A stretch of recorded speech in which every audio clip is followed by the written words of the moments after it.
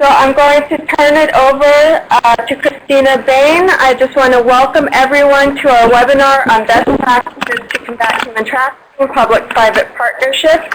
Today's event is co-sponsored by the Ash Center for Democratic Governance and Innovation and the Carr Center for Human Rights Policy at the Harvard Kennedy School.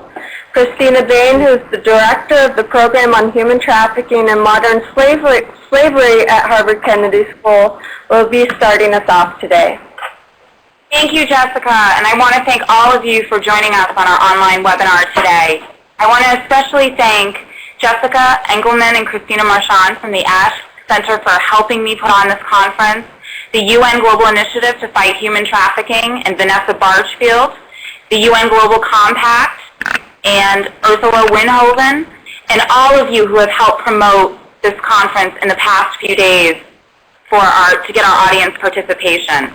I also want to thank Dan Larson from the Harvard Kennedy School and Karen McLaughlin, who is the policy advisor to the Program on Human Trafficking and Modern Slavery, for your help and work on this event.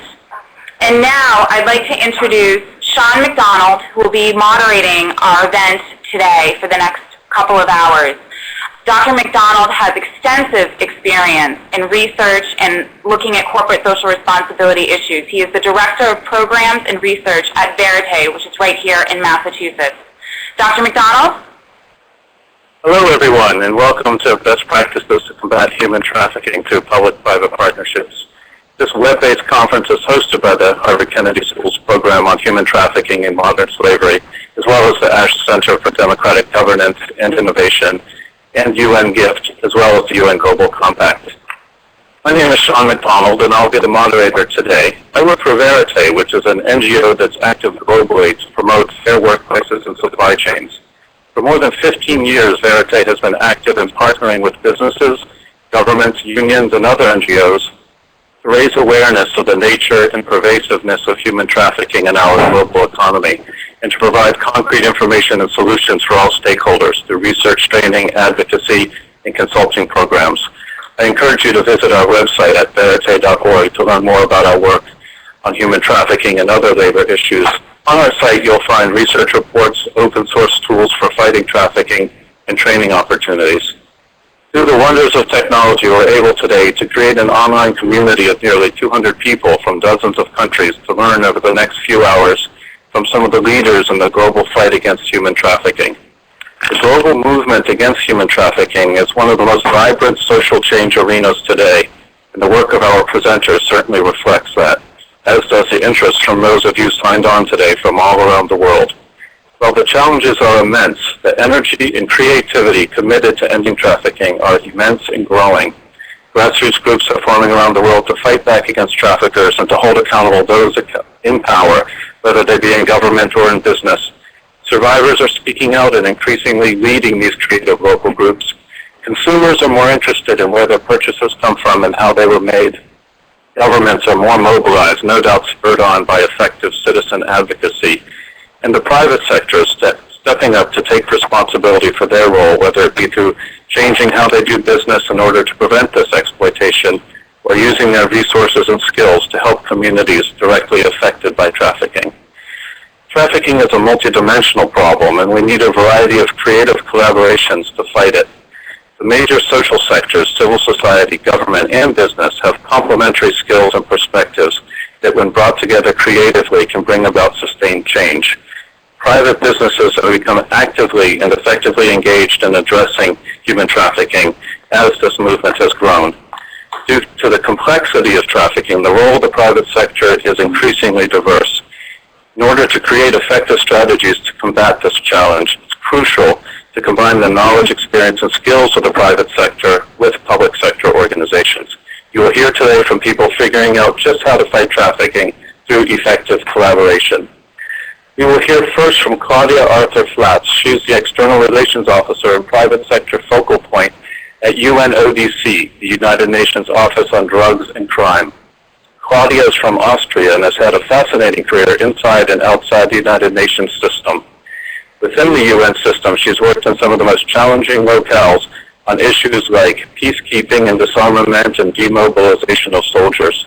She's worked for the Austrian Foreign Ministry as well as in the private sector with the Swiss pharmaceutical company Novartis as the manager for global public affairs and communications.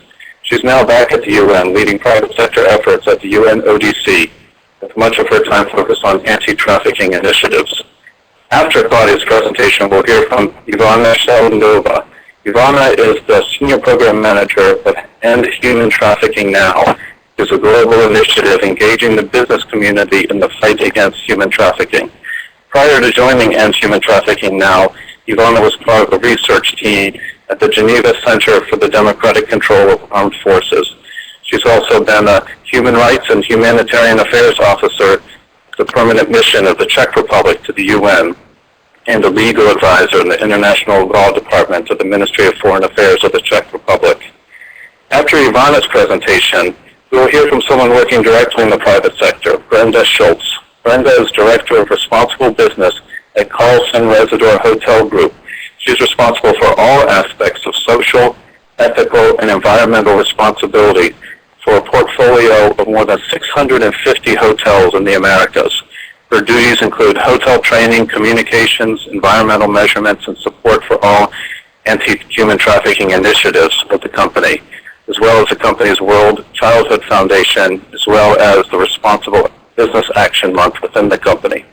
Brenda and her colleagues at Carlson are particularly well qualified to discuss this topic because they've been active in a range of business initiatives against trafficking, including the Code of Conduct for the Protection of Children from Sexual Exploitation in Travel and Tourism, the International Tourism Professionals Trafficking Working Group, and the creation of the Business Coalition Against Trafficking, also known as BCAT.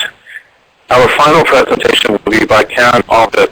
Karen is a principal at the Partnership for Global Impact, where she's an innovator in public-private partnerships.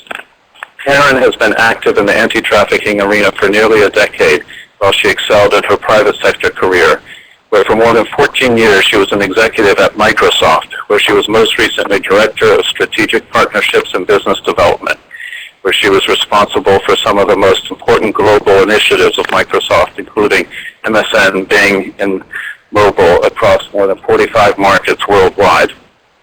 Then after Karen's presentation, we'll transition to a question and answer session, which I will moderate. We have left a good amount of time today for your questions and encourage you to submit them online throughout the presentation. Feel free to direct your question to one or more of the presenters. Considering we have a lot of people from around the world on this webinar, there's a good chance we might not be able to cover all the questions. But the presenters will share their contact information during the presentations in case you want to be in touch with them directly. We also hope you use this opportunity not only to ask questions, but to follow up with these experts to share your experience and ideas about public-private partnerships. Now, let's start with Claudia's presentation. Claudia? Yes, hello to everybody. This is Claudia Arthur-Flatz speaking from the United Nations Office on Drugs and Crime in Vienna. I will be talking today about a very specific campaign dealing with combating human trafficking. It's called the Blue Heart Campaign, Blue for Good cause-related marketing. Yes? Claudia, I'm sorry, may I interrupt for just a moment? This is Jessica Engelman. Yes? I need to ask Ivana actually to disconnect her microphone. I think all right. Feedback because of it. Thank you, Ivana, and thank you, Claudia. I'm sorry for the interruption. No problem. So, UNODC is headquartered in Vienna. We are part of the UN Secretariat in New York. However, we are headquartered in Vienna. Our mission is to make the world safer from drugs, crime, and terrorism. So why are we actually mandated within the UN family to fight human trafficking? For two reasons. We are the custodian of the UN Convention Against Transnational Organized Crime and the protocol thereto. The protocol to prevent, suppress, and punish trafficking in persons, especially women and children, was adopted in 2003, and it is the first globally binding instrument with an agreed definition on trafficking in persons. When we decided to partner with the private sector, we had to consider a couple of things. The theme, human trafficking, had to be made attractive and appealing, and we created a campaign called the Blue Heart Campaign, which is a campaign that speaks out against human trafficking through various avenues, allowing the general public to show solidarity with the victims of human trafficking by wearing a blue heart similar to the AIDS ribbon. And we also have a financial arm of this campaign, which is the UN Trust Fund for Victims of Human Trafficking, which allows different groups the opportunity to channel funding towards the help of victims. So this all had to be packed in a very interesting marketing strategy to attract businesses, and we decided to create a joint funding and promotional strategy in which a company's sales are linked to a charity or other cause, which in our case is the Trust Fund for Victims of Human Trafficking. The logo also played in quite handy because the logo is a very versatile form or shape that can be used by various designers, and the message had to be very clear. Blue heart for the sadness of those being trafficked, blue heart for the coldness of those who are traffickers, and ultimately blue for the colors of the UN. And that actually was a very appealing shape to go out and find various designer labels. I found it most easy to partner with small luxury labels who are engaged in sustainable consumption and who actually are working with NGOs who are engaging and employing former trafficking victims. Beulah London, for example, a very young and hip label from London, UK, engages two NGOs in India, Free Set and Open Hand, to make cocktail dresses, cashmere scarves and canvas bags using the Blue Heart logo. So if you go on the Beulah website, you can see this lovely lady wearing this gorgeous dress with little blue hearts, and you can see here, for every dress and scarf sold, a proportion of profits will go to the United Nations Blue Heart campaign. We also have a scarf, as you can see here, a lovely cashmere scarf. Here is the dress again. And, of course, you can buy it in various outlets, such as Beulah London, or if you are in the UK or you want to buy online at Harvey Nichols. All this was fine, but we didn't know in the beginning, are these dresses and scarves selling well or not, so we had to engage the glossy media. And I was lucky enough to know the editor of Vogue UK, who helped us with a glamorous article, and many folders such as Glacia magazine, Hello magazine, Marie Claire, and many more. And this was actually the birth of our sales. We were from that time on more or less sold out. In addition, we were lucky enough to find some very famous ladies to wear. Of Cambridge has been supporting our campaign, and also her perhaps even more famous sister, Pippa Middleton. You can see her wearing a blue heart scarf here. And 3 weeks ago we sent a parcel with a scarf to Jessica Alba, and she has been very, very good girl. She has been wearing the scarf for quite some occasions, and here's a picture of her.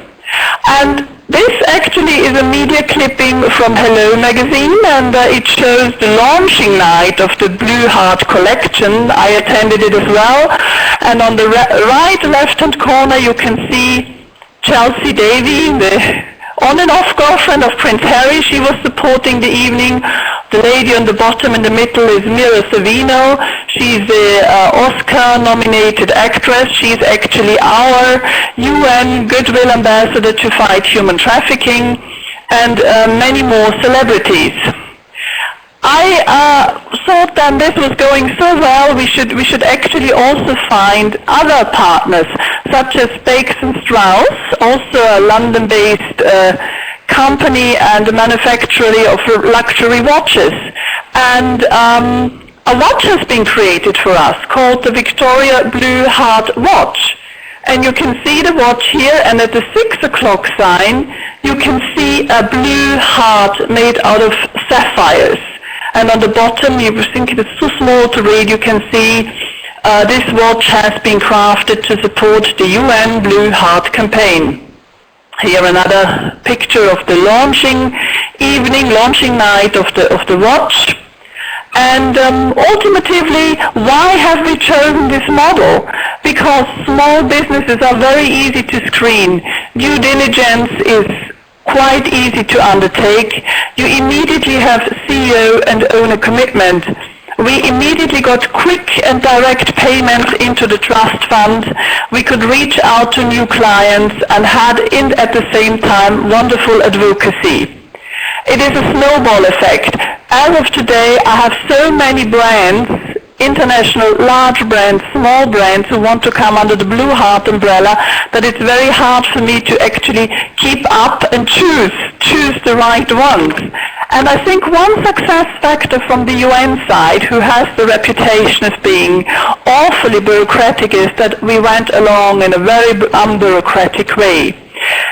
And finally, I think it's not only about money, it's also about behavioral change. I think this is the first time the UN is using its name or brand to influence consumer engagement and sustainable consumption. I have here a couple of questions to the audience. I'm going just to read them out, which we can discuss later. I don't know what the protocol is today, whether we do that now or in the end. One question would be, what are the difficulties in partnering on such a political sensitive issue with the private sector? How can the UN use its name brand to influence consumer engagement and sustainable consumption? As well as how can the fashion industry raise consumer awareness on sustainable fashion, engaging them in choosing, buying and making sustainable decisions? Why is cause-related marketing so appealing to both the UN and the fashion brands? And can the UN really drive behavioral change? So, thank you. That was my presentation. I hope you liked it and thought it was colorful. I tried to make it colorful, and I'm looking forward to answering any questions. Thank you. Thank you, Claudia. I'm very curious if you have anything in Blue Heart for Men, if you send me a tie with Blue Heart. I know that the next time I'm on the red carpet. We have to work on that, Shawn, absolutely.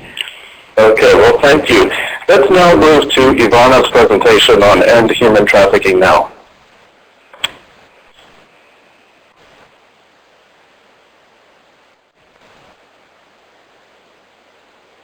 Thank you, Shawn, and I would like to use this opportunity to thank organizers for inviting EHTN on this panel to present our role with the business community in tackling human trafficking. And human trafficking now was launched in 2006, when human trafficking was rather a new issue for the private sector, and to some extent it's still a new issue. Probably also due to complexity of its definition, it is sometimes difficult for corporations and business enterprises to understand what is human trafficking, how is it relevant to them, what are the risks for businesses, and what they can do about it.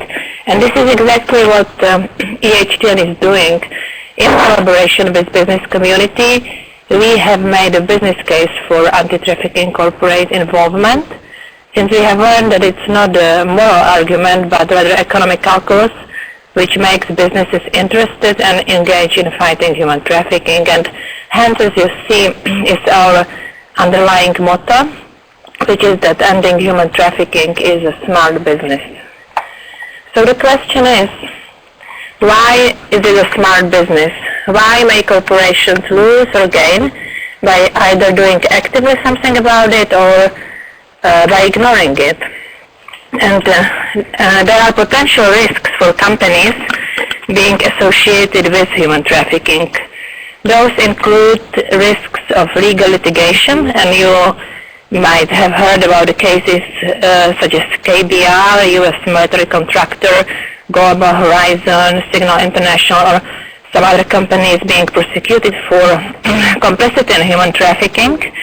There are also financial risks, and this includes paying for damages, but also other financial losses related to decline of consumer interest in company products, such happened in Toyota case, for example. And of course, there can be brand damages, and you know that loss of reputation is a disaster for corporation. So it's therefore in companies' interest to pay attention to these issues and exercise due diligence to eliminate or minimize such risks. In addition, an active stance against human trafficking can enhance a brand value, because consumers are a secret weapon and they are interested in ethical brands. A few years ago, a Harvard study showed that ethical business practices represent an important value for consumers. It showed that sales rose from items labeled as being made under good labor standards. Demand for such labeled products actually rose with price increases of 10 to 20% above unlabeled levels. In addition, in their experience of companies, they are showing that an ethical brand makes employees happier, and of course happy employees means higher retention rate and means more profit for a company. Moreover, it can also strengthen business partnerships, ensuring market access and attract new business opportunities.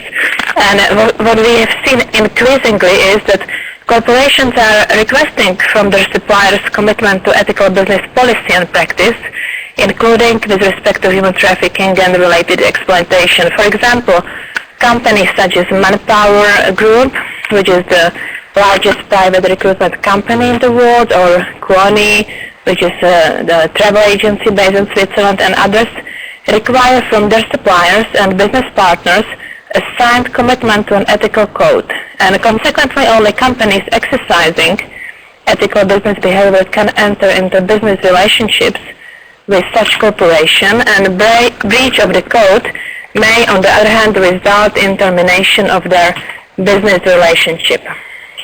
Finally, a zero-tolerance policy, strong advocacy, and engagement can earn businesses a leadership position in their industry and community.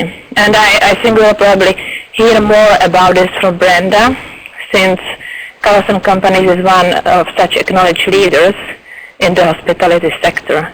There are more examples of this, such as Manpower Group in the recruitment industry or the Body Shop in the cosmetics.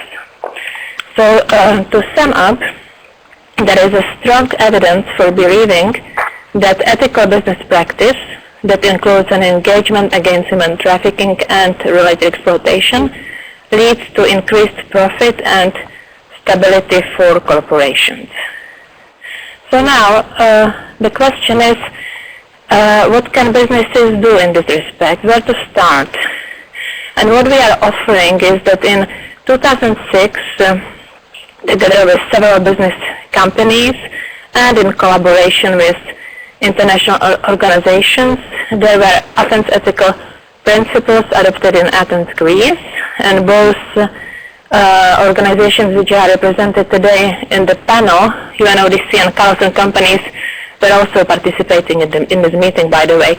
So the principles are a set of business anti-trafficking commitments, and as you see on the screen, they include a policy setting, which means zero tolerance position towards human trafficking, a prevention aspect, strategic planning, meaning development and implementation of corporate code of conduct, personal policy enforcement, to make sure that all employees comply with anti-trafficking policy, supply chain tracing, making sure that suppliers and business partners apply ethical policy, also government lobbying, and transparency, meaning sharing good practices. EHTN encourages companies to endorse the principles and make them part of their corporate code of conduct. So far, hundreds of companies endorse the principles, and some business associations, such as the Confederation of Private Recruitment Agencies or European Petrochemical Association did so too. Since the principles are rather general, companies have requested for guidance to implement them because, in general, companies often lack capacity to deal with these issues through their core corporate competence alone. And therefore, we, in collaboration with U.S. State Department, developed a comprehensive compliance program for businesses that was adopted in 2010 in Luxor, Egypt, and since then is called the Luxor Protocol. The protocol contains detailed suggestions how companies can advance implementation of the principles in their operations, supply chain, procurement, and also in communities where they operate. And as you see on the slide, it has strong support from U.S. State Department Office on Trafficking in Persons. Then, the theme of today's seminar is a private-public partnership, and this leads me to the following slide, which is just one concrete example of such partnership. And this is the e-learning tool developed jointly by EHTN, UN Gift, and Microsoft Corporation. The tool is an interactive online course for managers and employees of corporations and business enterprises to help them to understand what human trafficking is, what may be the risks for their business, and to suggest actions they can take to address such risks. The tool can be tailored to specific needs of a company or industry sector, and there is also an executive version, meaning short version, that will be shortly available.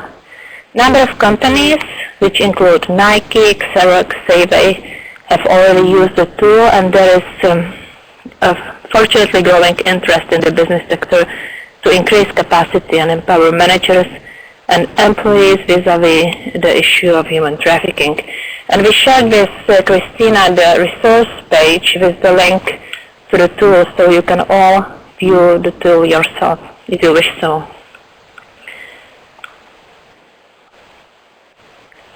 Next slide is about the Business Leaders Award to fight human trafficking.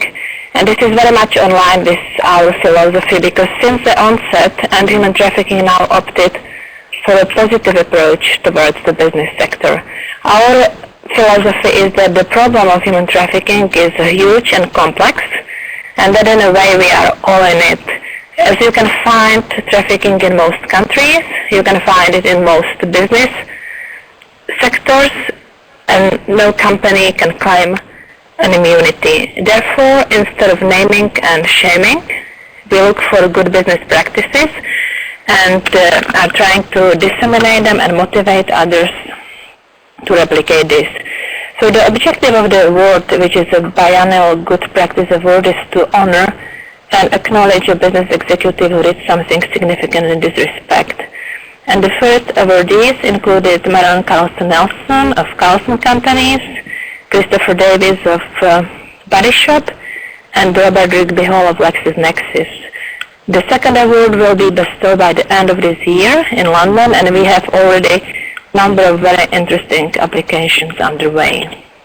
The award process, which again is a partnership between EHTN, UN Gift, and UN Global Compact, encourages good business practices, set quality standards, and create a platform that appreciates such practices and encourage their application. Based on this, we are also in partnership with UN Global Compact, developing case studies in order to articulate better the lessons learned and good business practices. The studies are very practical. These are not academic studies, and provide for a database of business anti-trafficking policy and analyze practices and approaches that were successful, as well as those who didn't work so well. And again, we gave the link for the resource page, so in case you are interested to read some of the case studies, please just follow the link. Through the process of development of case studies, we also identified some emerging trends in corporations with respect to human rights in general and anti-trafficking in particular, and this includes importance of stakeholder dialogue, which for us it's clear that engaging with relevant stakeholders who have or may be affected by human rights violations such as human trafficking is often a key strategy for a company to successfully address its current or potential human rights issues, including human trafficking. Then the other one is inherent difficulty to implement human rights policies in business operations, since practical implementation of commitment to corporate social responsibility is often a challenge for businesses in all sectors. Therefore, companies must effectively cooperate with other institutions and organizations and also deal with non-compliance issues often originating from the company's supply chain. And finally, we identify a key role of senior management, since an engagement by CEO or other senior manager of a company is often a key factor in creating a corporate culture where zero tolerance to human trafficking and related exploitation is embedded in corporate governance. And again, I believe Brenda will probably point to this, since through example of Marilyn Carlson Nelson, she is one of such examples, and there are several similar examples along the same line. So to conclude the presentation, we believe that business case for human trafficking includes enhanced transparency, ethical behavior, and long-term sustainability. And we hope that such it is in the case of anti-corruption. It's becoming a business necessity, whereas companies cannot afford not to be involved in anti-trafficking efforts anymore. And I would be more than happy to provide with more specific information or give more concrete examples. And also please don't hesitate to visit our website, follow us on Facebook, Twitter, or watch our documentaries on our YouTube account. Great. Thank you very much, Ivana. I'm sure the people will have a number of questions about the companies involved in human trafficking now and some of your activities. I do want to encourage people to look on the right-hand side of your screen where you can submit your questions. We ask that you submit your questions in that area rather than posing them in the chat section. If we have them in the question area, it's easier for us to manage them and for me to discuss them verbally at that session. I would also encourage our presenters to not assign the questions to yourself in that area, but to let the moderators do that. Okay, so thank you for your cooperation with that. Let's now hear from Brenda Schultz from Carlson Residor Hotel Group. Thank you. Hello, everyone. My name is Brenda Schultz, and I am the Director of Responsible Business for Carlson Residor Hotel Group, which is a division of our parent company, Carlson, which you've heard referred to several times here. Thank you, everybody.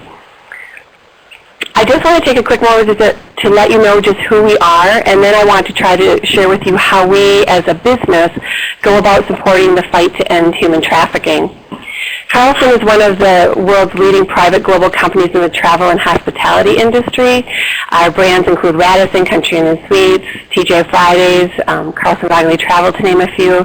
But what I think is very interesting about our company is that in 1938, Curtis Carlson borrowed $55 to begin this company with a dream he had. And so I think it's very indicative of our business even today, is that we have quite an entrepreneurial spirit that we're quite proud of.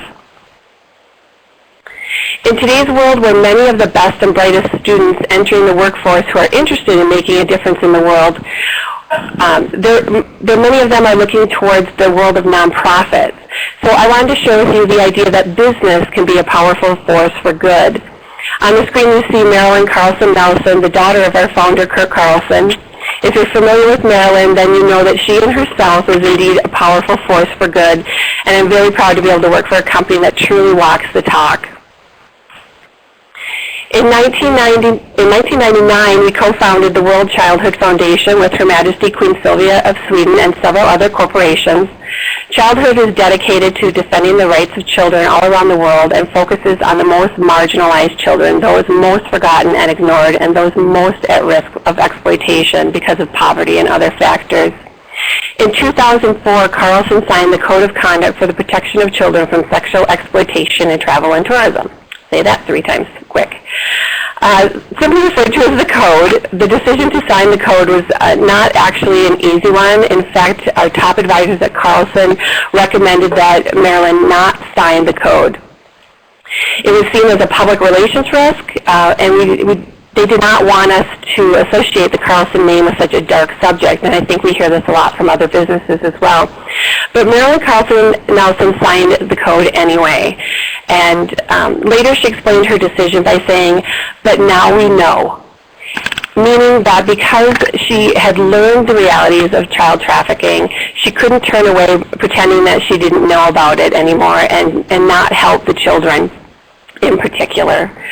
So in 2010, Carlson again showed their commitment to human rights by signing the UN Global Compact around the policies in the areas of human rights, labor, environment, and anti-corruption. All of this relates back to Carlson's belief that we have a broader capability and a social responsibility to both promote and enhance human rights. We do this in several ways, through our core business activities, through philanthropy, advocacy, and through partnerships and collaboration. Let me give you an example of how Carlson uses its core businesses to help combat trafficking of children. Carlson requires all of our employees to take awareness training. We've been doing this since 2005. We updated the training in 2010. And we send out refresher course reminders to all of those hotels in areas where major events are going on, such as the World Cup, the Olympics, the Super Bowl. Unfortunately, these types of events are magnets for traffickers. We've also put clauses in our contracts, and we've created a supplier code of conduct. And last year, CWT, Carlson Wagonly Travel, began adding advisories on their electric itineraries issued in the United States to select destinations where there is a reported prevalence of child sex tourism. And they also provide a means of reporting that activity through the National Human Trafficking Hotline that is managed by the Polaris Project. I think that's a great example of using your core business to help end human trafficking. Next, we focus on philanthropy. The Carlson Family Foundation is the main contributor to our philanthropic activities. However, we also try to engage our employees and our customers. Many of our hotels will host fundraisers, and we offer our guests the opportunity to donate their loyalty points to childhood. The Carlson Family Foundation continues to support many smaller programs that work with the victims of trafficking, offering mentorships and educational programs. Last year, Carlson was a proud sponsor of the full-length documentary Not My Life, which addresses all forms of child trafficking around the world. And also the Minnesota Girls Are Not For Sale initiative, which focuses on a multi-stakeholder approach to combating trafficking utilizing government, law enforcement, educators, nonprofits, businesses, and others. Minnesota Girls is looking to create a model to pass on to other states to help them fight trafficking. Next, Carlson focuses on advocacy. We do this by working with the State Department, like on the CWT travel alerts, or in trying to implement safe harbor laws. We also do this by sharing our knowledge and experiences freely. For example, we've shared our employee training with any hotel company that has asked for it. We do not cherish our training as proprietary, but rather we view it as a resource for others.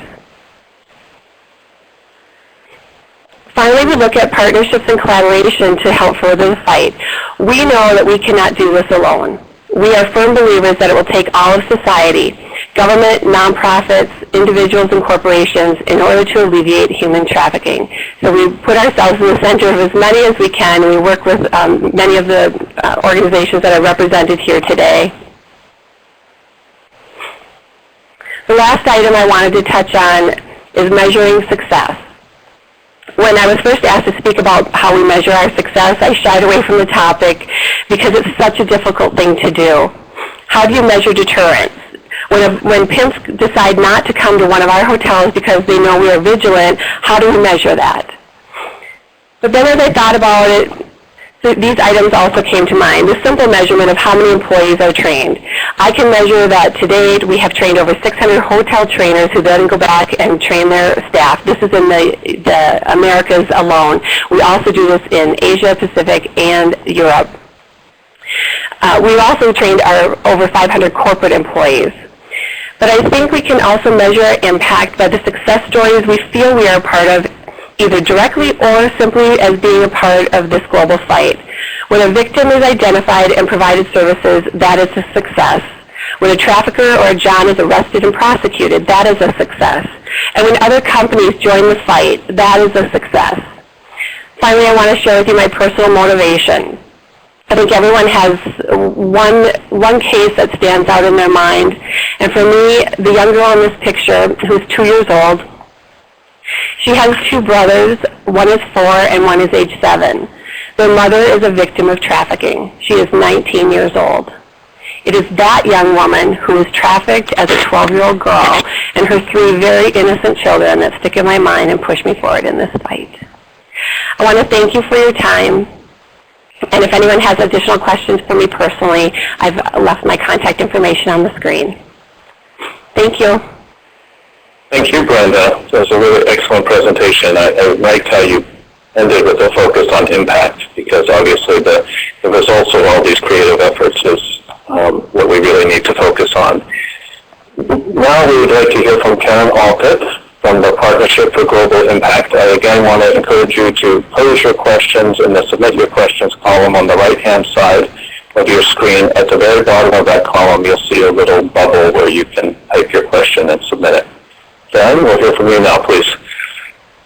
Great. Thanks very much. I appreciate everyone joining the forum here, because it is going to take the collective wisdom for us to make headway against this issue.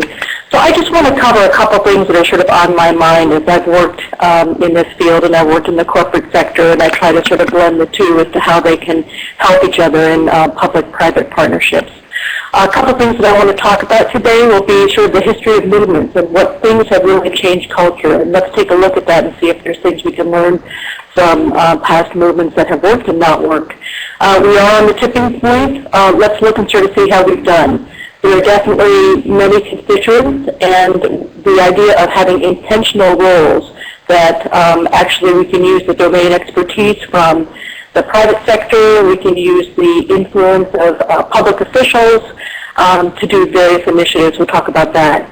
There are lots of challenges for the public and private sectors individually, but as they work together, some of them you've heard about already.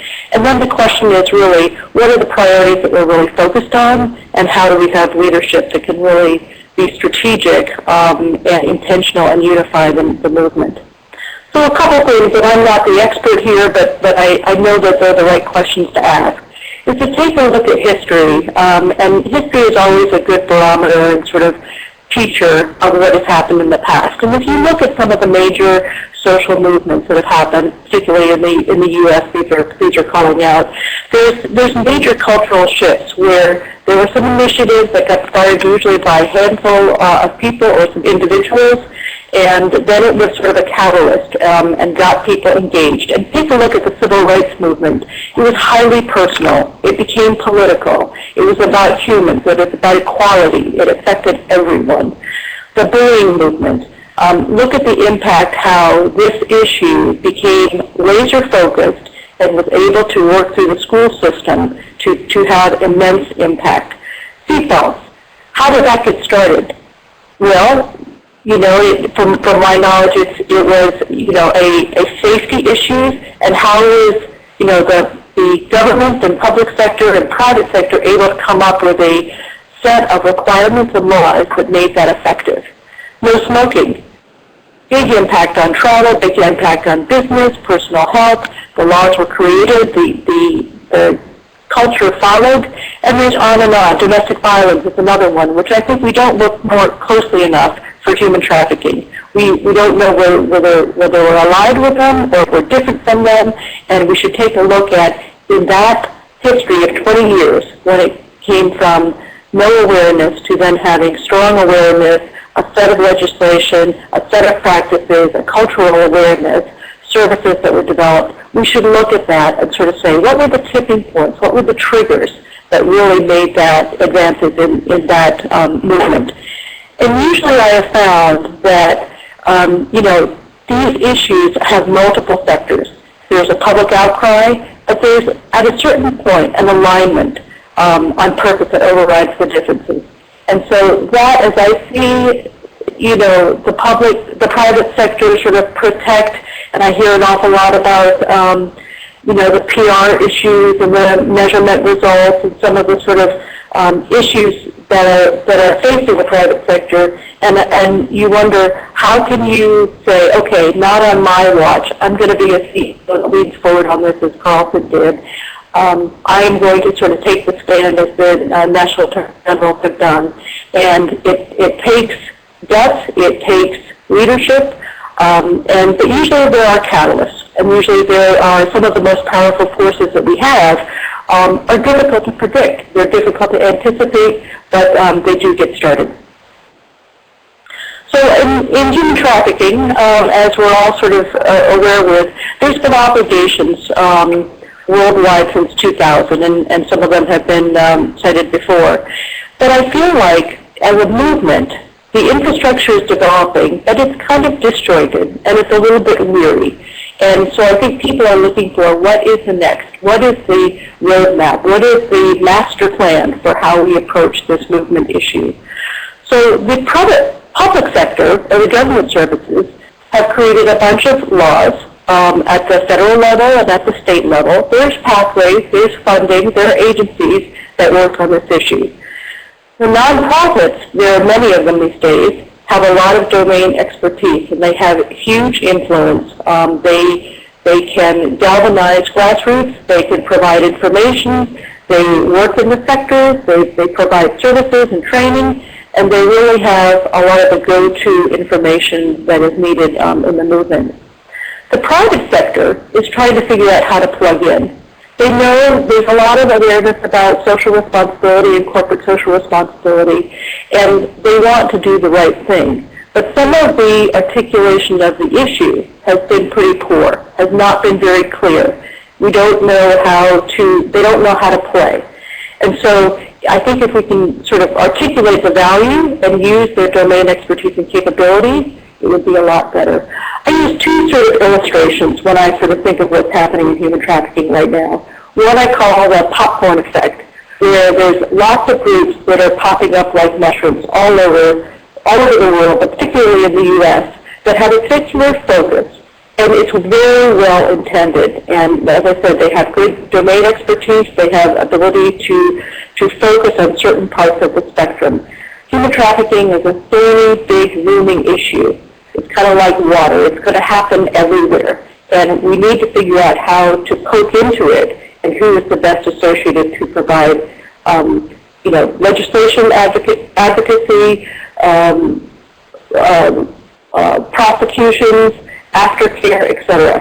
So there's a lot of popcorn interest, and I worry that it's disconnected and not collaborative enough.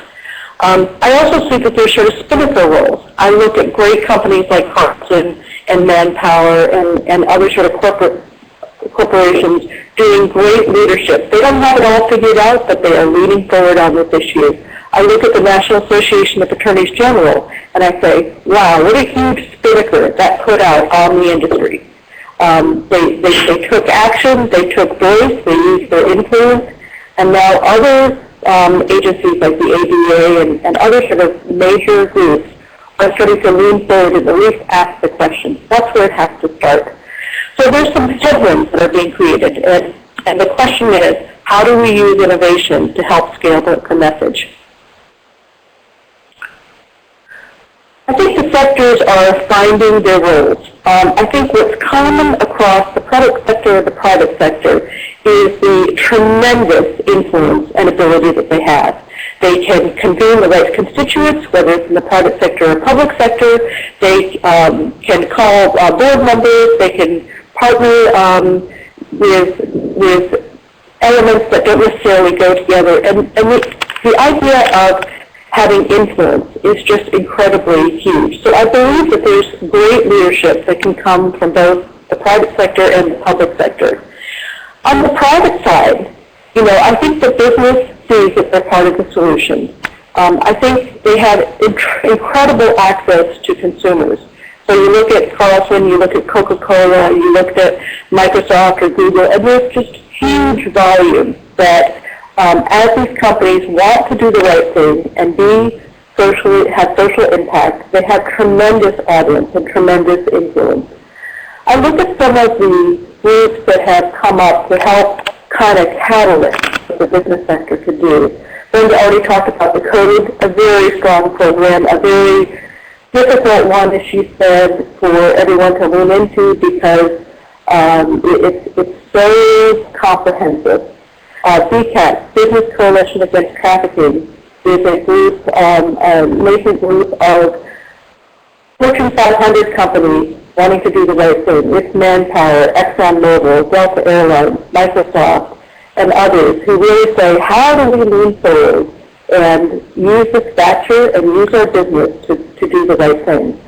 There's other ones that are coming along, other things that are coming along that are affecting the private sector, like the California Transparency Act, and sort of requirements for companies to prove their supply chain and inventory their practices.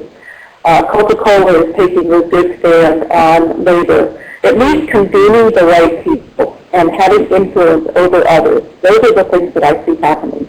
I'll talk a little bit more about Microsoft in the next slide. Google, as many know, has started to donate money to key nonprofits. I look at the academic side and the research side and the ability for Harvard and USC and Michigan and other institutions that have the strong research and the white papers and the sort of ability to look at strategy and sort of give the industry and the movement a readout. Those are good things to be looking at. We need that sector of the business to participate. The banking and financial sector has the key. This is a $32 billion profit-driven business. And we need those who are skilled and steeped and experts in financial to help us understand how do we follow the money of this issue. What is the data mining that needs to be done to help us uncover that? How do we take the work that JP Morgan has done and scale that out across other institutions? So I see, as you can tell, there's many different strata that are involved, and they all have a discrete role because they all have expertise in what they do. And then you move in, I want to mention the student and faculty curricula. I think that's important because how do we get, if you're talking about influencing the culture, how do you, not just focus on the business sectors, but those who are learning, who are growing up in society and want to do the right thing. And then I think you see the media impact with CNN and many movies and Christoph and a lot of journalism that's starting to poke out on this issue. The public side can really do a lot of cross-divisional influence. They can set the agenda, they can pass laws, they have constituents that can work there in law enforcement and prosecution, etc. So I want to just talk a little bit about the NAAG initiative. Because about 2.5 years ago, there was a group in Washington State that sort of says, it was a grassroots group that went to our Attorney General, Rob McKenna, and sort of said, Rob, in 2 years, you're going to become the president of the National Association of Attorneys General, NAAG. And what an excellent platform for you to take human trafficking as your presidential initiative. You are the NAAG, as it says here, is the main legal advisors to government law enforcement and public prosecutions. And they are the perfect group to say, what are we doing about this issue? We've had laws for 10 years at the federal level. We have a growing adoption of laws at the state level. How can the attorney generals really say it's not enough just to have laws, but to actually have prosecutions? So Rob was great and said, yes, this is an important enough issue. There are things that we can do, and it really needs to be scaled across all 50 states. So several of us on the private and nonprofit sector became sort of advisors to him and worked with his team to create the 2011 2012 presidential initiative, which is called Pillars of Hope, Attorneys General Unite Against Human Trafficking.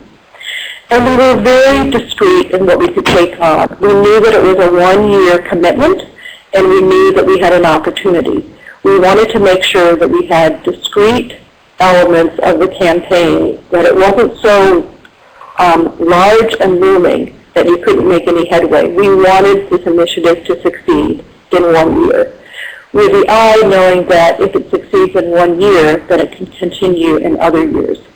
And so we worked on specific actions for the 4 buckets that we came up with. We wanted to make the case. We wanted to raise public awareness.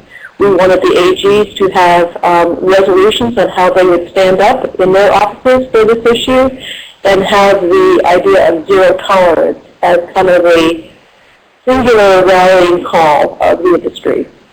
We came up with some tactics for holding traffickers accountable. Law enforcement training, prosecutions, working with the FBI on their new classifications, things that the Attorney General actually had purview over.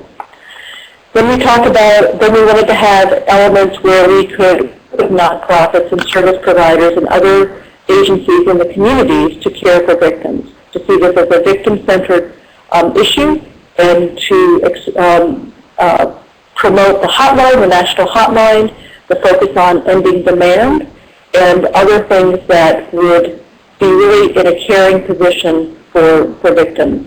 And then, of course, the ability as a public agency to raise public awareness, to influence other agencies, other government officials, other groups around the industry. So I think, what we took is a 1-year opportunity, and we really have a design as a multi-year focus. But we came up with deliberate and intentional activities to help put a stake in the ground. Another example I'd like to talk about, I worked at Microsoft for 14 years, so I know the company very well, is Microsoft. And this is just one of several. You've heard about Carlson and Manpower and the Body Shop and other good Fortune 500 companies doing the right thing. But I think when you look at why would a corporation get involved, what could they do that would add to the movement? And any big company wants to do the right thing.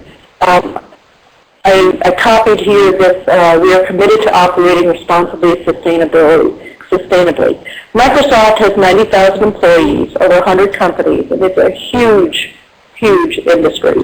The reach that they have through their products like Windows and Office and their online services, etc., have incredible reach on the consumer side and the enterprise side. So they are one of the key sectors of industry that has a huge voice.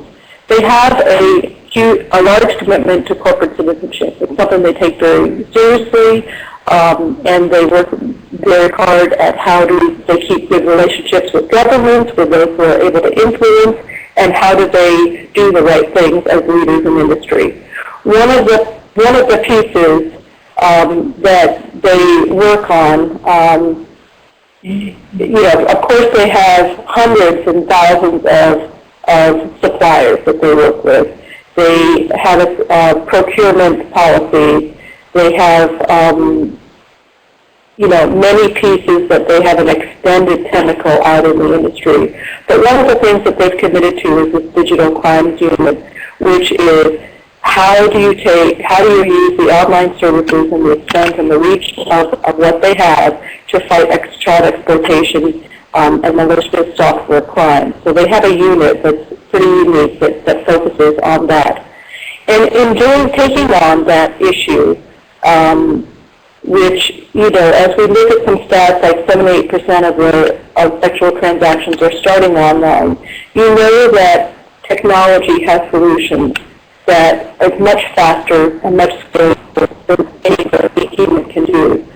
So to use technology and to use sort of their research and their ability to find new ways to track human trafficking is important. They started this partnership with NAAG and Harvard and developed DNA image matching technology. They're now working with how when they find an image, how do they bring those to law enforcement and to NAAG for actions. And then, of course, with their huge consumer reach and their use of millions and millions of users on Bing and SkyDrive and Hotmail, how do they use that against their own services? Microsoft is very bullish on not just holding onto this software, but getting it out to Facebook and other online services. And so I think what they bring to the party is really the technology and research expertise, the tools and the software that they can develop for that. But they also have huge impact and sort of influence on the other sectors. I would say that as Microsoft has looked at human trafficking, they're very focused on child exploitation, but human trafficking is a difficult one for them to take on. It's what I call a porous issue, and I think you'll find this in every corporation, is you can prove your supply chain and your procurement policies, but then you've also got 90,000 employees. And how do you come up with code of conduct of employees and the training that Brenda talked about to really scale that? How, if you find violations of that policy, what do you do? These are things that CCAT and other organizations are trying to share their best practices from each company to sort of see how they can make headway. But it is it's asking a lot for a company to do this, and it's something that they need to gain the knowledge of what they're talking about to be able to make appropriate decisions. So when I look at the challenges of this work, it's going to require innovation. It's going to have to speak to the direct businesses these corporations are involved in. There has to be a new value. There has to be a shared value. And corporations need to be able to drive revenue value to their initiatives that they take on. What's the exposure to their brand? How do they leverage their actual products and their domain expertise? Is there a CEO top-down focus? And then how do you plug into some of the things like the Small Business Administration, school curricula, et cetera? I think human trafficking, as we all know, it's pretty not widely understood. It's seen as a PR risk. And there's many issues that make it supply chain issues that are difficult to track. Employee code of conduct, as I mentioned, is already difficult to language and enforce. And then there's really the question is, of all the issues that a corporation could take on in the world, clean air, clean water, illicit criminal activity, is this something that you actually have a purpose in? Do your employees care? Do your consumers care? Does management care? Those are some of the questions that I think you really need to face head on. I think there's great expertise in the private side, but it will not drive division. And I think that's up to those innovators and those leaders who can make the ties between public and private to help position and give context to the issues. So the priorities that I'd like to see, and this is my last slide, and I hope we'll have a good conversation, will be sort of things that really would have impact. I'm concerned and I'm a proponent of focusing on this as a movement. As I said, this sort of popcorn effect of multiple groups springing up is great, but we need to be more synchronized. We need to be more collaborative. And the idea of public-private partnerships is a good theory, but we actually need to go to create that, and that's going to take innovation. I think one of the things that we could do is create a more effective vocabulary. I think we're getting a little bit diluted by having multiple ways of looking at the issue and almost a new theme every year we sort of take on this issue. So I think we have to be a little bit more coherent, certainly to the business world, about why we're in this issue, what it means, how to present it clearly. And I think we need to identify the gaps and really tell the different sectors and the players in the sectors, how can you participate? How are you part of the solution? How is it inclusive? And really look at it from their shoes as to what's in it for our business. It's going to take innovation. It's going to take looking at what would be the ideal partnership what's needed? What's the research that's needed? Who could best provide that? Is it the academic side? Is it, research at huge companies? What's it going to take? And have a master plan for the movement. And then I think we need to look at other agencies that are focused on women and violence and education and really say, are we apart from them or allied with them? And we need to do that more deliberately. I'd like to see what I call a more C-suite approach, which is a business diligence on how to look at the movement from the business side and really look at what's the discipline, what are the programs that we're running, what's the values, have sort of a roadmap on how to work together. I think this will bring individuals and companies and agencies into leadership positions, and there will be very actionable and measurable results that can happen through these partnerships. So I'm a great proponent that we've got the pieces, but we need to organize and language ourselves so that we can help both sides of the fence. Thanks. Thank you, Karen. That was an excellent overview of the motivations and from a variety of sectors for getting involved in this. And I'm really glad that you mentioned some of the things happening from the governmental side, like from the attorneys general. Now we will transition to our question and answer period. You can still pose questions in the Submit Your Questions column on the right-hand side. And let's start with a question for Claudia. The question is posed from Adrienne. And this is how it goes. Is the Blue Heart campaign making sure any of the companies involved with these products are taking any efforts within their own operations, their own supply chains, to make sure their human trafficking footprint is limited? Claudia, can you address that question, please?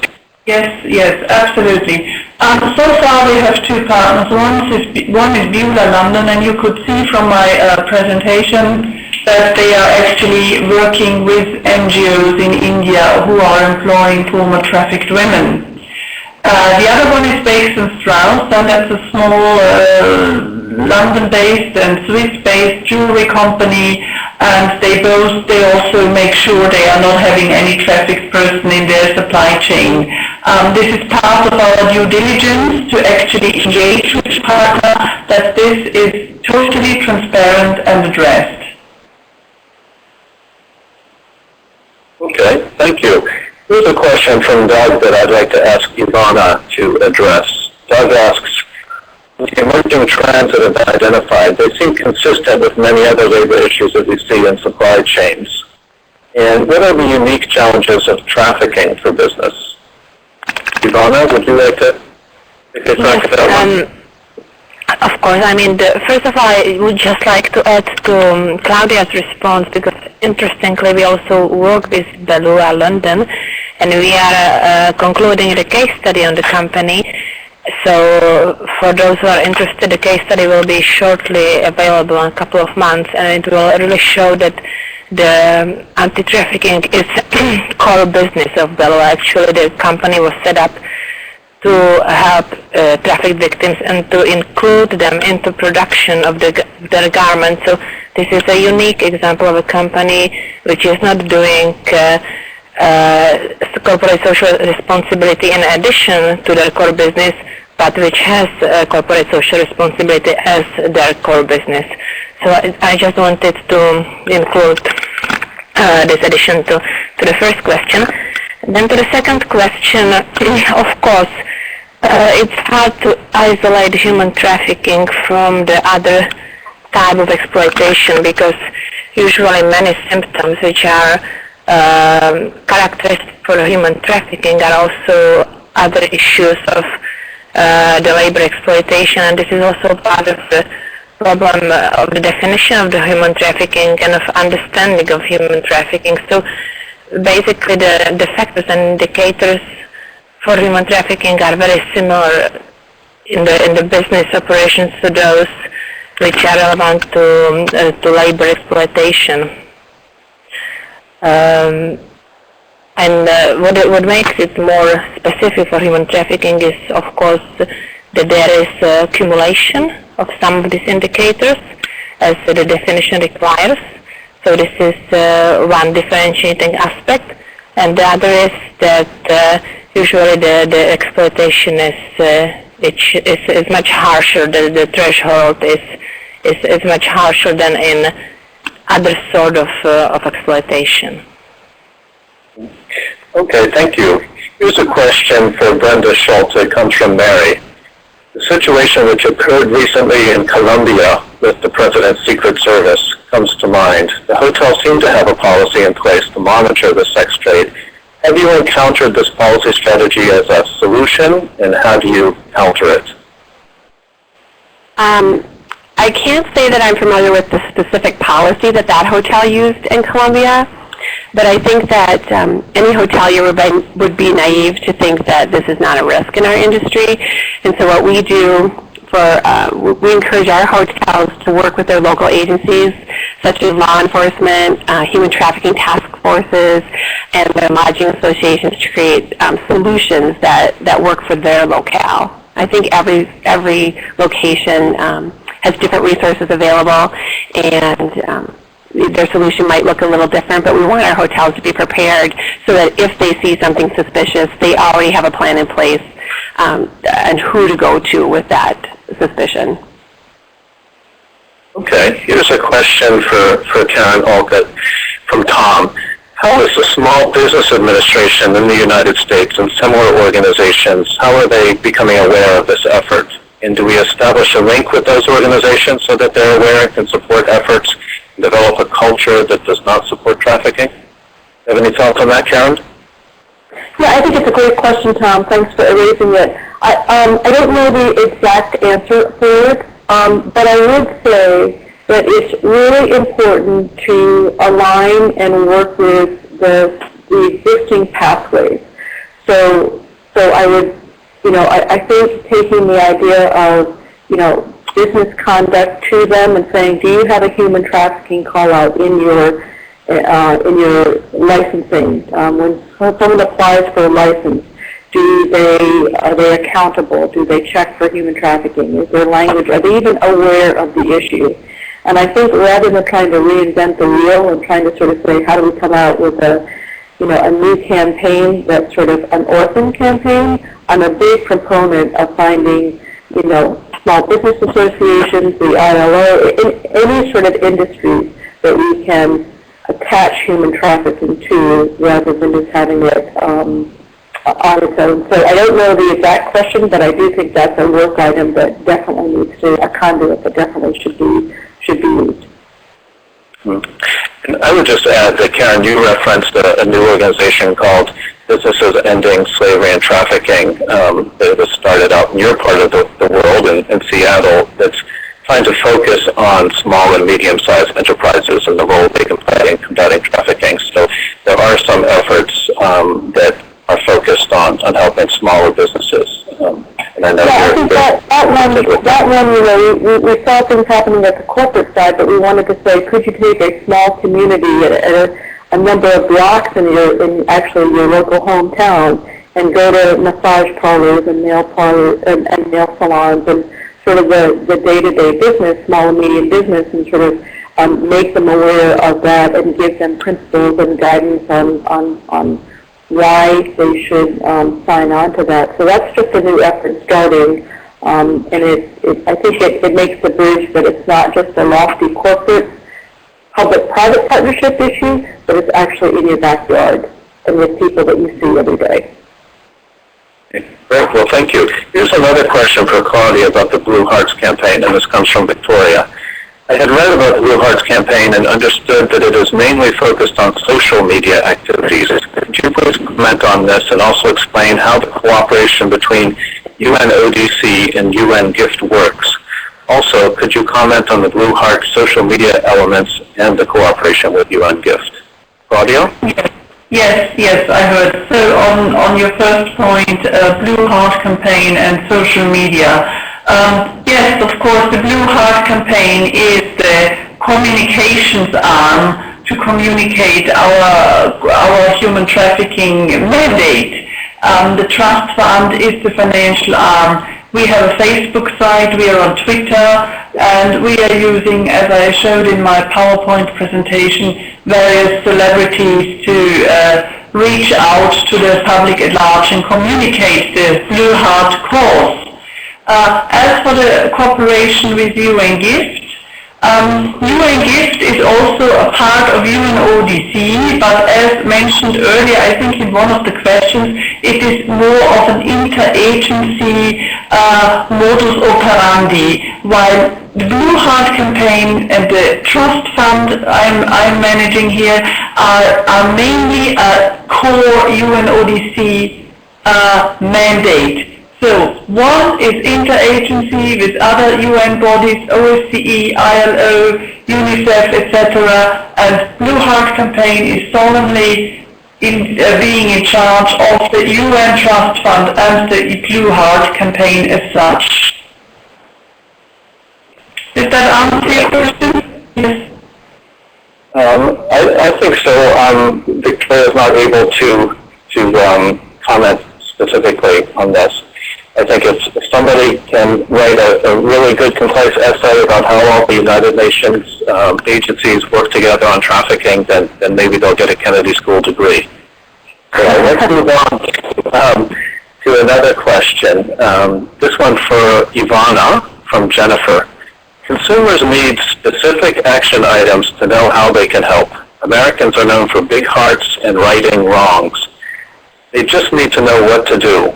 So do we help them weave that? How do we help them weave that into their everyday lives? Ivana?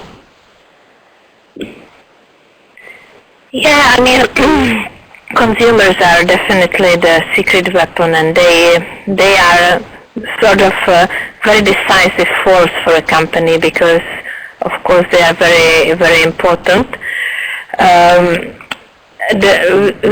Our campaign is not focusing specifically on the consumers, but we believe that consumers in these days have a lot of information, and they can go on internet, they can go on newspaper and media to find out about the products, about their sources, about the ways how they are made, and they can make an informed decision. What we are using as anti-human trafficking now about consumers, we're just using it as a part of our business case to motivate corporations to behave ethically and to do the right decisions, which are ethical decisions, but we are not working specifically with consumers. But I believe that individually they really have a lot of information available. They can do a lot individually or collectively to influence companies from their side. Okay, thanks, Ivana. Here's a question from Julianne for Brenda Schultz. What happens if the companies do not respect the ECPAT code of conduct? Are there any sanctions for that? Currently, when a company signs the Code of Conduct for the Protection of Children, when they do that, they're signing on to do 6 things. Establish ethical policies, train their employees, put contract clauses in, inform your travelers, provide people at certain key people at certain destinations, information on this, and the 6th one is report annually. So I can't speak for ECPAT code or for the code on what they would do. My guess would be that if in the annual reporting they saw that a company was not living up to the obligations that they committed to, my guess is that they would work with that company to try to find a solution to that. I don't know that they've kicked anyone out of the code per se. I think another element to that question is that the California Transparency and Supply Chains Act came into force this year. Consumers and activists and others will be able to look more closely at how what companies are doing and how they are remediating these problems and be able to hold them more accountable that way. So even if code efforts do not necessarily have mechanisms for being more transparent or perhaps for kicking people out, not all of them have such things, but there will be new tools for people to understand more about how certain companies are behaving around these questions. Let's move to a question from Jason, and this is for Karen. Is it practical to get university researchers involved in a similar way that private sector corporations are involved? University research groups in engineering and science are similar to small businesses with a huge potential for awareness to students who will enter the private sector. Any thoughts on that, Karen?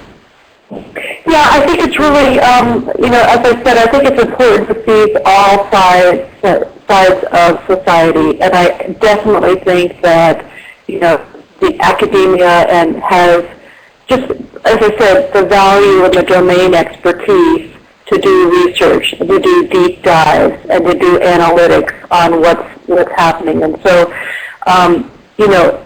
that readout is incredibly vital, and the skill set that the academicians have and researchers have need to provide that. Corporations don't necessarily have that in their back pocket. It's their domain expertise, and we really need to draw from those who are best attuned to their skills and bring them into this picture. So I'm absolutely a proponent of getting research and academia into this. And I think there's some very good examples. I think Harvard's working on this.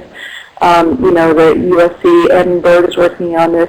There are a number of institutions that are, Brown University is opening a new Center on Justice and Slavery, Modern Day Slavery. And so I think there's some institutions that are leaning forward and realizing that they have professors and researchers and students who are avid about this issue and can actually do some of the heavy lifting that we need as far as looking at the movement, looking at trends, creating white papers, and being a really critical part of the information track.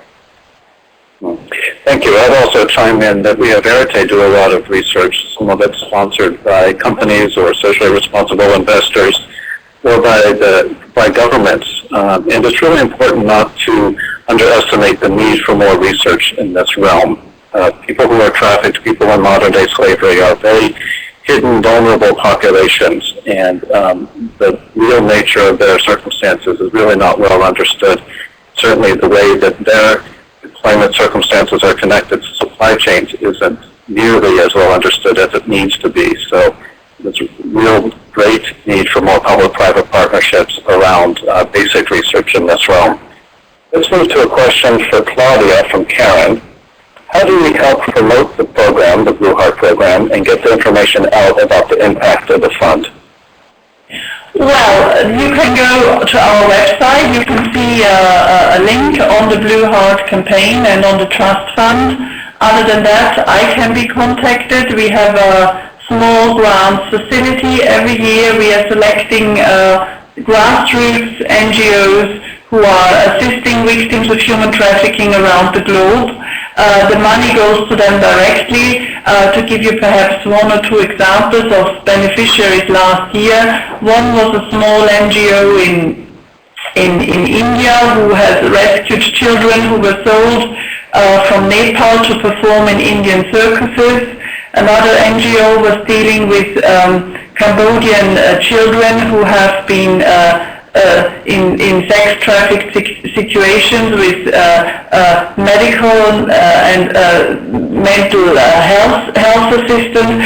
So it is really the smallest of the smallest NGOs we are supporting with our small grants facility. And to find out, either on the website or you can contact me directly. Okay, thank you, Claudia. Here's a question from Adrienne, and this is directed towards Brenda Schultz, but I would invite other panelists to weigh in as well.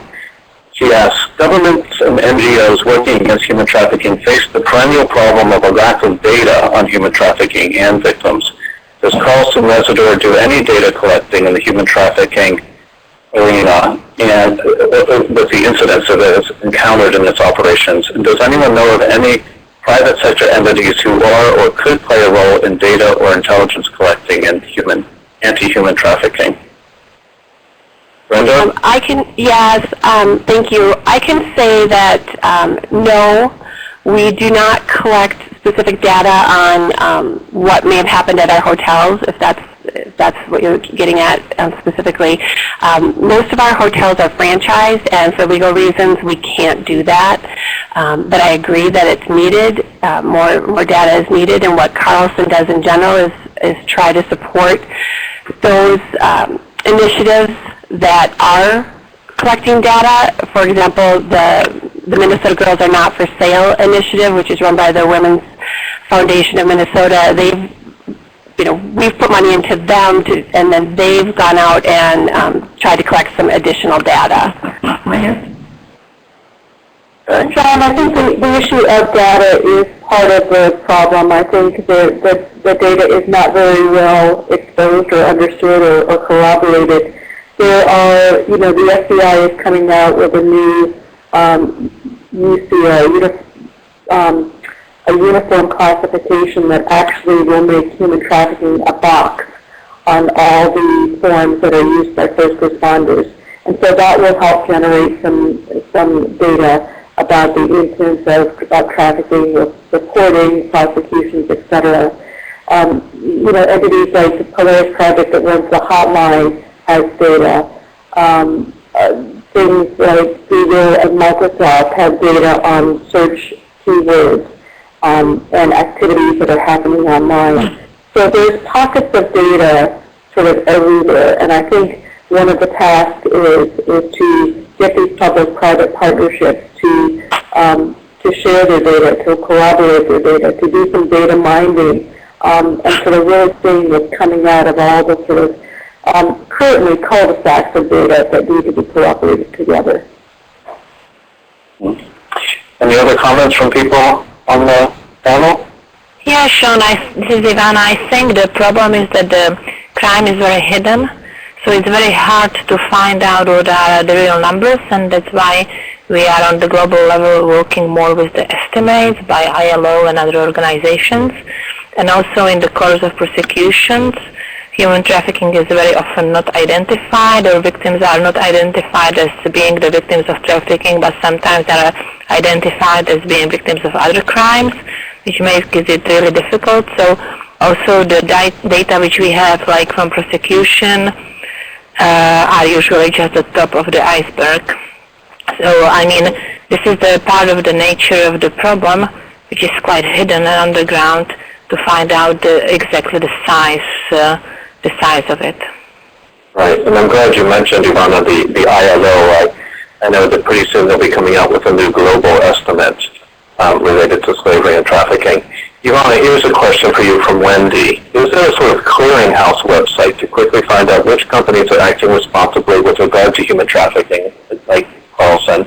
I've not heard of their activities before today. I think many people are willing to do the right thing if the information is easily provided to them, but they don't have the time to do the research themselves.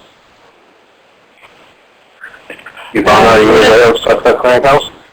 What was the question? Which companies are actively? Well, a clearinghouse a clearinghouse website where people could quickly find out which companies are doing the right thing. I mean, you would know from your experiences very clear that it's very hard, I mean, there are companies, and it's also the process, because it's really a very new issue for the private sector, and companies are just starting to make efforts in last years to address this issue.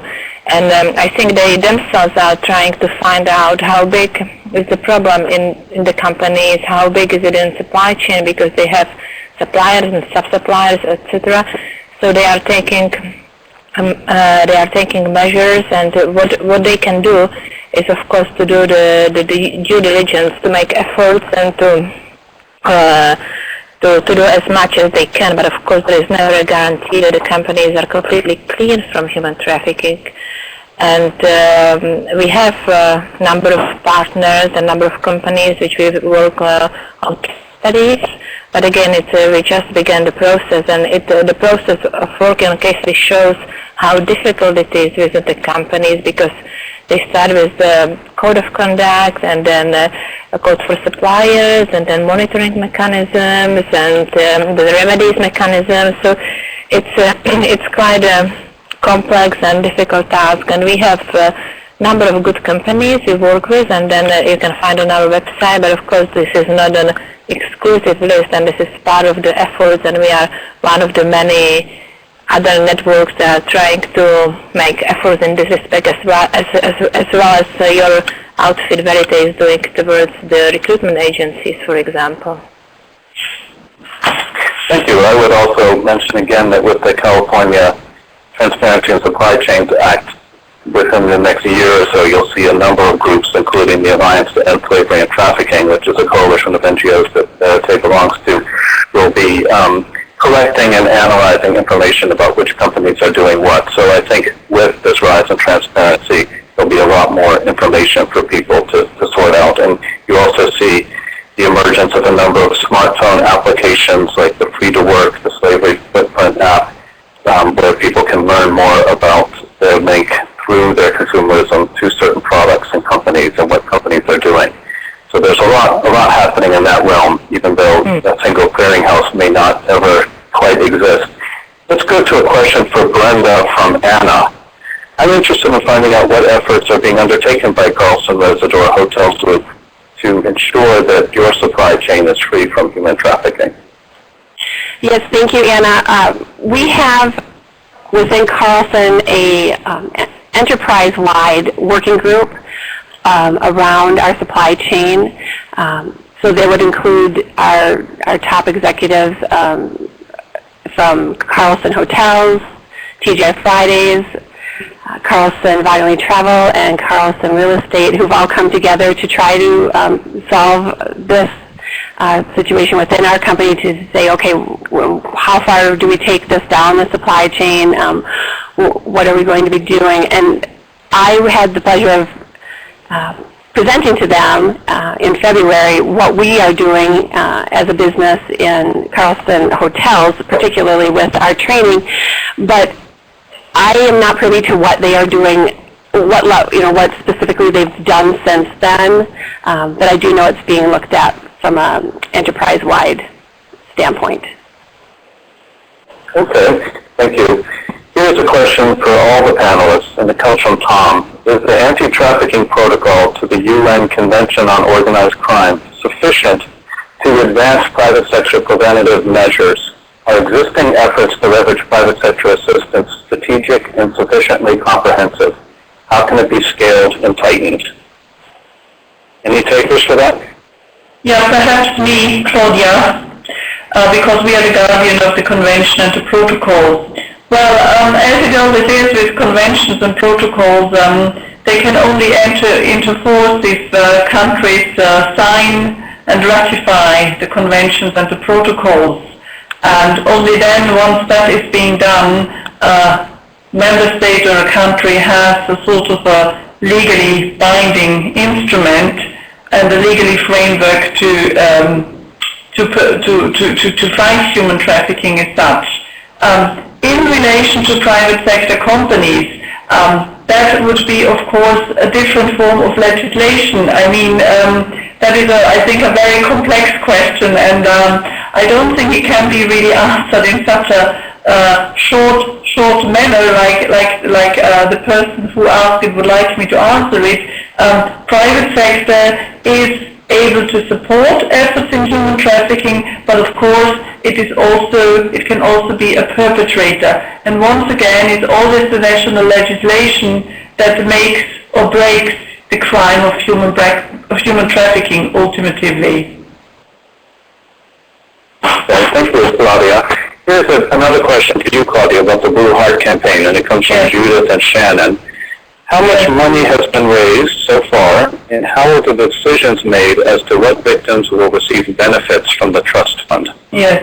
We have raised from private sector and from private individuals in 2011. The campaign started in autumn last year, a couple of $100,000 US. The decision who is actually receiving a grant is being made by an independent board of trustees. They convene, they select, they decide who will get the money. It is not the UN who decides it. We deliberately have chosen an independent board of experts. One of them used to be Alaya Hamad. She was the president of the board. She's the the person in charge of the End Human Trafficking Now campaign, Ivana is working for, and other experts. So you see, it is a very, very transparent way of choosing a beneficiary, and it is always an NGO and never a UN program who gets the money. I think that is also very important to understand. It is not going into our own projects and funds.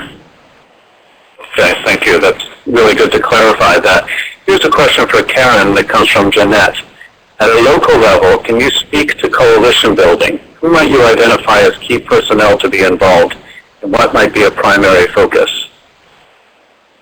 I think at the local level, you really have to look at it as a business problem, and that's what I've tried to sort of lay out, is that you need to say in a community who are the key stakeholders in the government, in big business, and really who are the influential leaders in that business. And the city hall or the police department or the city councils or the top businessmen. There's always a group of leadership in a small community. And that's where when I look at what you can't go to any one sector or one stakeholder and ask them to carry the ball. They just don't know enough. They don't have enough time. And I think what the movement can be best armed to do is figure out who the best voice and the best influencers in their community, in their sector, and really go with them with a discreet ask. This is what we did with the Attorney Generals, and this is what worked so well, is that we didn't just sort of say, could you help us fix human trafficking? We don't know what to do. We came with, 4 or 5 specific action items that we thought we could get done, because if they could get it done, then they would continue to do it. So I think that when I look at sort of community actions and stakeholders and what you can do on a local level, I would say, who are the most influential people to work with? Are there any conduits or agencies that are working on this issue already that you could, get some collaboration and get some local partnerships that would make it sort of a stronger act of those officials? Thank you, Karen. I would also add from my experience that it's important at the local level and at larger levels to really engage people who know about labor trafficking as well as sex trafficking, and I think that really helps people understand the phenomenon and how it operates in their own area, as well as to involve survivors who can be found and have a particular voice and role around to play. So let's move to a question that's addressed to everybody. What measurable impact have you seen from your efforts thus far? Any takers for that question? Measurable impacts? Yes, if I can start, this is Ivana. So, for our part, we started with advocacy and awareness raising, and I think since we started in 2006, due to our efforts, but also the efforts of our partners, there are much more corporations these days aware about the issue, aware about the risk, and aware about the responsibility to act against human trafficking.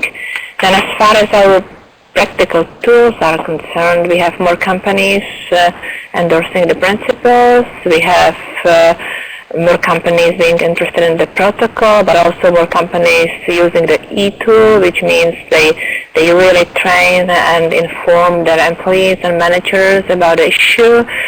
So it's a step-by-step approach in general, and we are heading towards other tools which will be required, like self-assessment tool for companies, which can help them really to measure the problem and measure the solution of the problem in their companies. So I think these are the main measurable outcomes of our efforts, and it's a progress. And it's always a one step in the time, because again in 2006 we almost started with nothing. Then basic questions we had from companies was like, what is this issue? And it's not, it doesn't concern us at all. It's more for governments, and we are not concerned. So I think since then we really make, and again together with all the partners, it's not just us, a big step forward in this respect. Of course, there are still many issues and many problems, but it's one step in a time. There is no magic solution for all of this at once. Right. Thank you, Ivana. Did others want to weigh in on that question about measurable impact? This is Brenda. I think I tried to address that in my presentation. The measurable part is very, very difficult. I am always looking for measurements because, of course, I'm being asked for those. But you know, I can measure how many people I've trained. I can measure how much money we raised. But the impact for victims, it's just too difficult to get any kind of data on. I think there's a lot of impact that's happening that you can look at. If you just look at the number of companies that are looking at human trafficking, if you look at you know, the nascent work of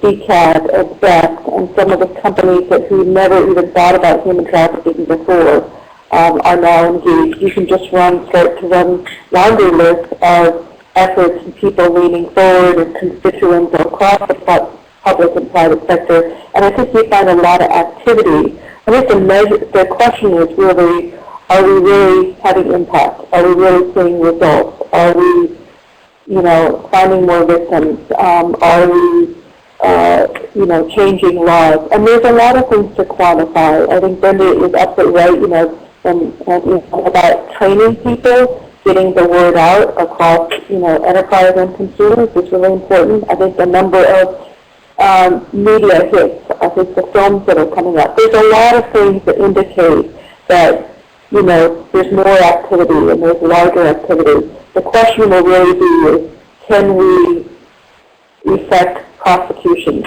Can we make this such a risky business that we actually can curb it? And I think, you know, all the public awareness, all the sort of leaning forward with corporate enterprise is a good thing. But at the end of the day, have we really, you know, hindered and eradicated this business or not? I think that's where really the buck stops. And all the infrastructure and the groups that have started now is in the right direction. So it should be very encouraging that we're even having this discussion. We're even aware that it's going to take some public agencies, it's going to take private agencies. There needs to be this innovation that happens between the two, and that we are making progress, and that the data and the infrastructure and the research that's required is coming along. But we should never lose focus that it's really the results that we make for victims is what we're after. Right. Thank you, Karen. Claudia, here's a question for you from Anna. Yes. When is the request for proposals for the next round of funding going to be announced for the UN Trust Fund for Victims of Human Trafficking? Well, in the fourth quarter of 2012. Okay, that's a nice, easy answer. This is a question for Karen from Chen. Karen, based on your past experience with Microsoft, could you speak about what Microsoft is doing to combat human trafficking in the U.S. and in Japan? I don't think, you know, broadly that the company is definitely, as I said, focused on, you know, social impact and making a difference and acting responsibly. And they have, you know, they're signers of the UN Compact, and they have focused efforts in their software and services on child exploitation and the crime against humans. And they are trying to figure out what else they can do. They have, you know, they did an RFP at the research level to specifically look into human trafficking and say, how do we take the data of this issue and what could we do with it? They are part of DCAD. They are, you know, looking seriously as to the definition of human trafficking and what is in their purview. They're looking at their supply chains. They're looking at employee code of conduct. So there's a lot of things that Microsoft is looking into. But I would say for any corporation, it's a very, as I stated before, it's a very porous issue. When you don't know anything about the issue and you start looking into it and you realize the tentacles of influence and of responsibility that you have on procurement, on supply chain, on employees is vast. And so I think, that's what everybody is trying to pull together is of the existing codes of conduct, what works, what's enforceable, what's trackable. I think those are some of the, appropriate questions that are being asked at Microsoft and at other big corporations. Okay, thank you, Karen.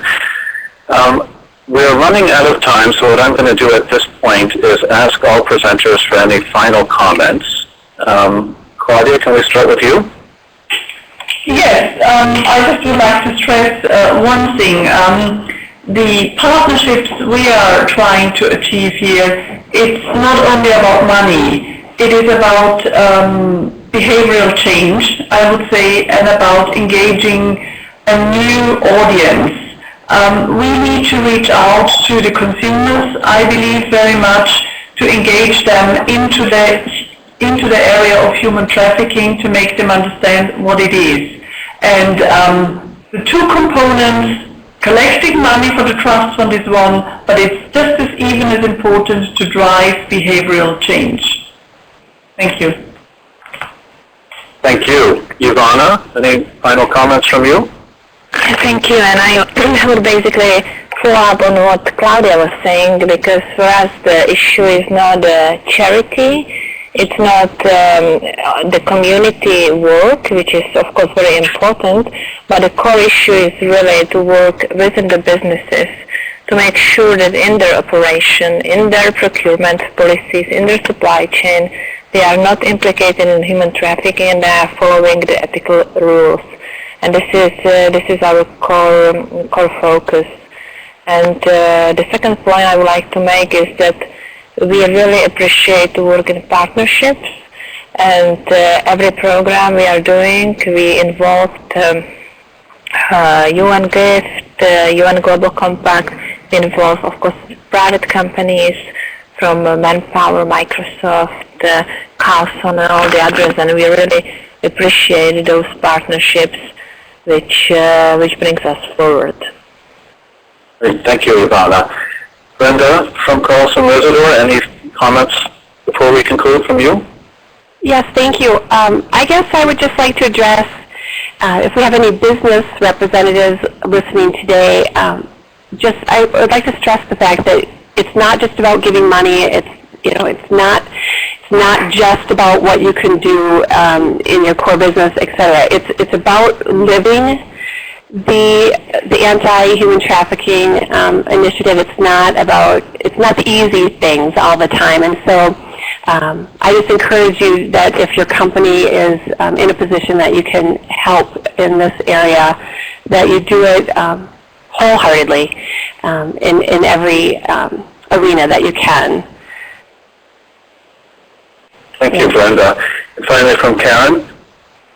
And yes, similarly to everyone else, I'm encouraged to see that more stakeholders are coming to the forefront and trying to roll up their sleeves and see what they can do. And I would just encourage everyone to, think big, be idealistic, be innovative, and really look at the business sector and the academic and the business sector and the government sector. Everybody has their value. They all have their domain expertise, and we should not be shy about going to the best talent in leadership, in data mining, in research, and really pull that into the picture so that everyone has a place at the table.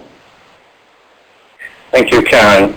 I'd like to finally thank all of our panelists, Claudia, Ivana, Brenda, and Karen, for such interesting presentations and responses to the questions that really reflects the diverse efforts in public-private partnerships that are really catching fire around the world. And I wanted to also thank the Harvard Kennedy School's program on human trafficking and modern-day slavery, the Ash Center for Democratic Governance and Innovation, UN Gift, and the UN Global Compact for sponsoring this.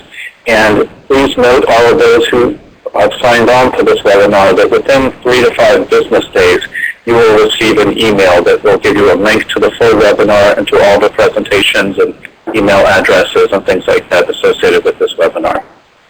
Thank you again for your participation. We look forward to working together with you to end human trafficking through